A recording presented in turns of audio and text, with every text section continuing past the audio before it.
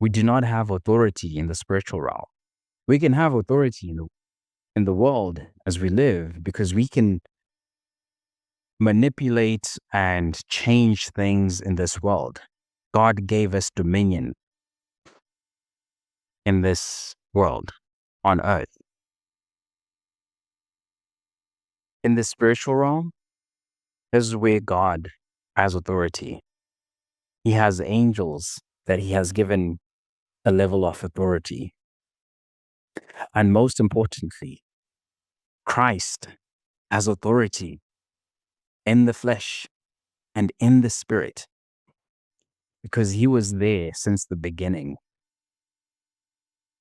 And he came on earth in the flesh.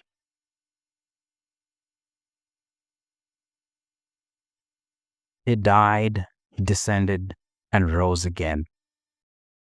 So he has authority everywhere, in all the realms. That is why the Bible says that everything has been put under him. God has put everything under Christ's feet.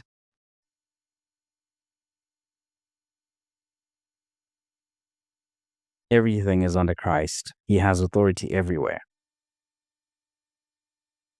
So we as believers, when we have faith in Christ, when we use Christ's name, that is why Christ's name is so powerful.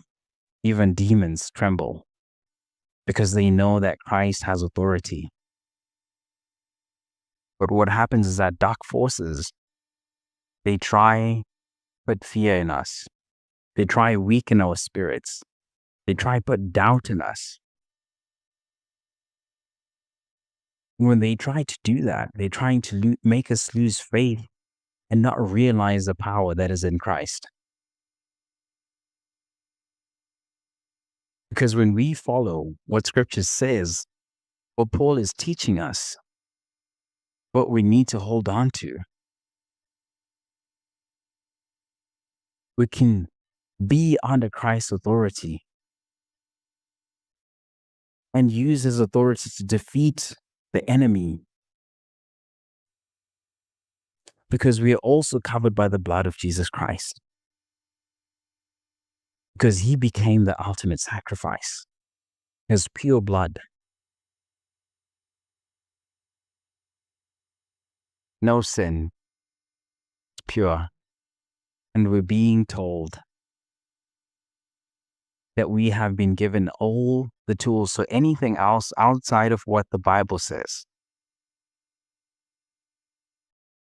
when you see people trying to dabble into other things, that's a path to the demonic world. You're susceptible. Some things seem like they're okay to do because you find it also with some churches, because some of it is also cultural. Some churches end up being in a place where they're planted and there are cultural practices that have always happened. And those cultural practices start getting mixed in with the church, which then people get lost. And you always want to make sure that this is like a whole other story, right? Because you find like churches like the Catholic Church, I'm not saying anything is bad with like people that go to church or who are Catholic. It's not like they themselves are bad, but you find that there are a lot of things that seem to be permitted within the Catholic Church. And the Catholic churches, again, I'll tell you this for sure, like they're all different. That is the other thing that you'll realize, that they're quite different. They're quite different. And you'll find that different priests will preach certain things or think that certain things are okay to do. But in general, the Catholic Church, I think, leans more to the spiritual side where certain things are more permissible. But as individuals, as we pray, These are the tools that we're being given to fight. And we're supposed to read the word. That is the sword that we use. When we read the word for ourselves, to understand, it's not up to someone else to interpret what the word means. Because the things that you experience as a person are very unique to you and to your family. No outsider can come and tell you what is going on in your life. The discernment, you have to pray. That's why you have to pray, even if it takes you 4 or 5 hours every single day to pray. You have to do that. You pray, you fight to bring it all to God. All the requests, all the petitions, you keep on praying. Because once you have that armor, like Paul's saying, like you stand, you guard your mind, you have to keep on praying.